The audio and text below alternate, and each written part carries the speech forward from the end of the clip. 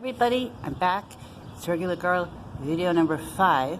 Only I didn't put the others on the YouTube. I wasn't sure what I was doing, but that's where this is going. So after video number 4, interestingly enough, I ran into a police officer and I told him what happened, and he said, yep, you should have called. And then he and I talked about, you know, what would have happened, which is, you know, he couldn't have done anything. Interestingly enough, you know what he said?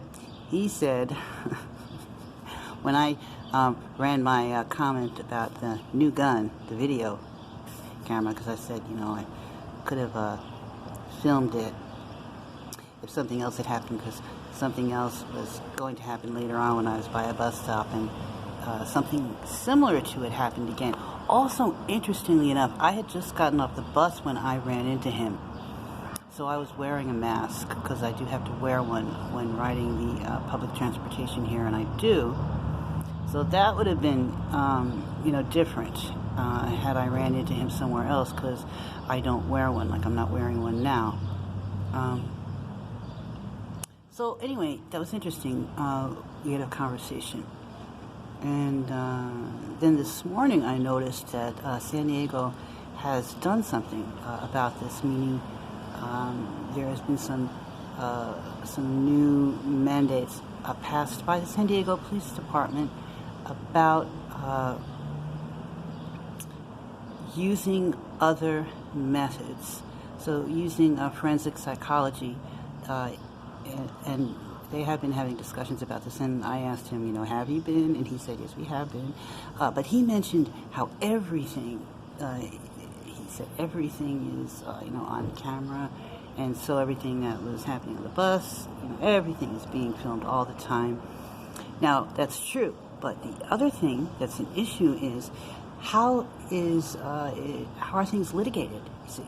So everything, of course, is always being recorded, but how are things litigated, and how can things that are being recorded on our phones and on our computers, how is that able to be used in courts of law? See, that's another issue, and another matter entirely that, you know, I'm not going to get into here, but that's part of the what's important as well. As I mentioned in the other video, I was assaulted over a year ago, and I have mentioned also in the other video that I'm a survivor of abuse. There is a cycle in this. It's like we're magnets in some way. I have years of recovery. I was fortunate enough to have good therapy. Not everybody is. So that's why I'm doing this. That's why I'm talking about it. The other thing that I want to talk about and begin to talk about is that I think that we should be, and I hate that word, should be using the media as much as possible, and that's what I want to start to talk about. Why perhaps we're not doing that. And I have a story that I want to try and share.